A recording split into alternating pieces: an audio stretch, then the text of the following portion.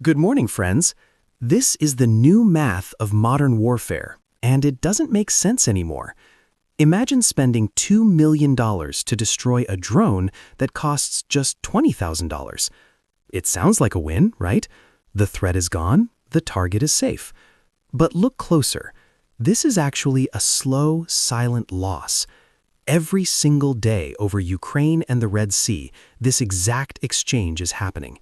And while NATO is winning battles, it's losing the bigger war, the war of economics. Because drone swarms are not just weapons, they are financial traps.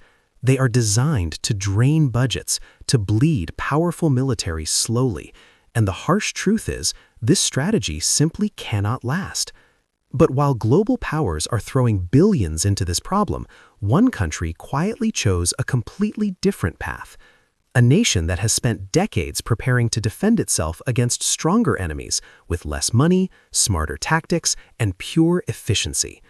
Instead of building something new and expensive, they took what they already had, a proven fighter jet, and transformed it into something unexpected, a drone-killing machine. And this changes everything. Because this is not just about a new weapon, this is about a new way of thinking. A small nation exposing a massive weakness in modern Western defense strategy. This is the story of Sweden, the Saab Gripen, and why this smart, efficient fighter could become one of the most dangerous answers to the drone age. To understand why this matters, you need to see the bigger picture. Air warfare has changed, and not because of advanced stealth jets, but because of cheap, mass-produced drones. Simple, slow, low-flying machines like the Shahed 136 are now being used in huge numbers. In Ukraine, they hit cities, power grids, and critical infrastructure. In the Red Sea, similar drones are targeting global shipping routes, forcing massive military responses. These drones are not advanced. They are simple, almost primitive, but that's exactly what makes them so powerful. They are like flying IEDs, cheap, easy to replace, and incredibly effective at causing damage, not just on the battlefield, but inside defense budgets. And that's where the real war is being fought. Before we go deeper, take a second, hit like and subscribe to the channel. Most of you watching right now haven't subscribed yet, and your support helps us keep bringing you these powerful deep dives into modern military technology. A single Shahed drone might cost just $20,000 to $50,000, almost nothing in military terms. But the real danger isn't one drone, it's hundreds of them coming at once. That's the strategy. Overwhelm the defender, force them to react, and make them spend far more than the attack itself. And that's exactly what's happening right now. When these drones appear, NATO responds with interceptor missiles, high-tech, highly precise, and extremely expensive. A Sidewinder rifle can cost around $450,000, an AMRAAM over $1 million for just one shot. Naval missiles can cost even more. Now think about it, spending $1 million to destroy a drone worth maybe $20,000. That's not a win, that's a financial disaster. Even if you shoot down every drone, you're still losing money at a massive scale. This is the brutal reality of modern warfare, a war of costs, not just weapons, and it's happening in real time. Western nations are burning through their missile stockpiles faster than they can replace them. Every missile fired today is one less available for a future high-end war. This isn't theory anymore, it's a growing crisis. And it doesn't stop there. Even the most advanced fighter jets are part of the problem. Jets like the F-35, Eurofighter Typhoon, and Rafale are built to dominate enemy aircraft, but they are incredibly expensive to operate. An F-35 can cost over $40,000 per hour just to fly. Sending that kind of machine to cheap drones? It's like using a Formula One car to deliver pizza. It works, but it makes no sense. And here's the bigger issue. These jets weren't designed for this mission. Their radars are made to track fast, high-performance targets, not slow, low-flying drones hiding close to the ground. And their weapons? Limited. A jet might carry just 4 or 6 missiles, meaning a multi-million-dollar aircraft can only take out a few cheap drones before it has to return, refuel, rearm, and repeat the cycle, burning even more money. So the truth is clear. These incredible machines are simply the wrong tool for this new kind of war. And that points to a much deeper problem. For decades, NATO's strategy has been built on one idea: technological superiority, the belief that better, more advanced, more expensive systems guarantee victory. But drone swarms don't play by those rules. They don't try to beat an F-35 in a fair fight. They just flood the battlefield with so many cheap targets that the expensive solutions stop making sense. They attack the system itself. And for military planners, this is a serious wake-up call. Because if a container full of low-cost drones can challenge the world's most advanced air forces, then the entire concept of air dominance is being rewritten. This is the weakness the drone war has exposed. And right into this crisis, a solution is emerging from a country that has always done things differently: Sweden. To understand the Gripen, you first have to understand Sweden's mindset. For most of the last century, Sweden lived right next to the Soviet bloc, a neutral country facing a superpower threat, but without massive budgets. So they built a completely different way of thinking about defense. Their focus was simple: efficiency, adaptability, and self-reliance. They couldn't match bigger nations jet for jet, so they chose to be smarter. They designed systems that were cheaper, easier to maintain, and could even be operated with small teams, sometimes with limited training. This thinking created some of the most unique military designs ever, and the Saab Gripen is the perfect example of that philosophy. It was never meant to be the biggest or the most powerful fighter. It was designed to be the smartest. A true multi-role jet: fighter, attack, reconnaissance, all in one.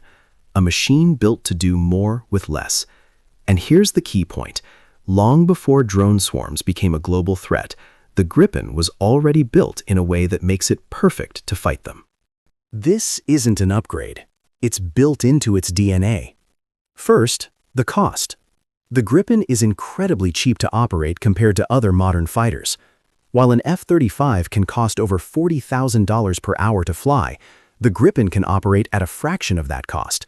That means more flights, more missions, and more flexibility for the same budget. In a war where every dollar matters, that's a massive advantage. Second, speed of operations. The Gripen can land, refuel, rearm, and take off again in around 10 minutes, even from simple road bases. No large air bases, no huge crews.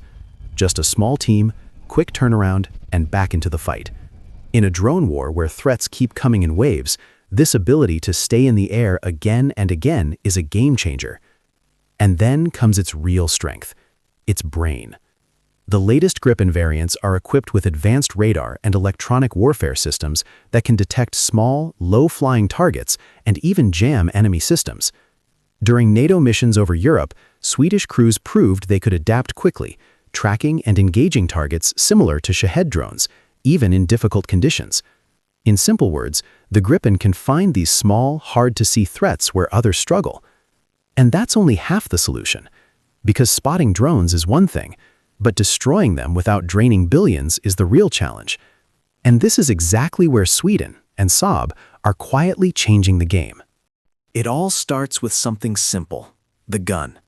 Every Gripen carries a powerful 27mm cannon, and against slow, non-maneuvering drones, this is incredibly effective and almost free compared to missiles. A short burst and the target is gone, costing only a few $100s in ammunition. But Sweden didn't stop there. The real breakthrough comes with smart, low-cost weapons. Saab is now working on integrating a system called APKWS, basically turning simple rockets into precision-guided weapons. Instead of firing $1 million missile, you can destroy a drone for around $25,000 to $35,000. That completely changes the game. And because these rockets can be carried in large numbers, a single Gripen could take down multiple drones in one mission. This idea was driven by a simple truth: using expensive weapons against cheap drones makes no sense anymore. Saab is fixing that imbalance. And it goes even further. In 2025, Saab introduced a new system called Nimrod, a dedicated anti-drone missile designed to be small, efficient, and affordable.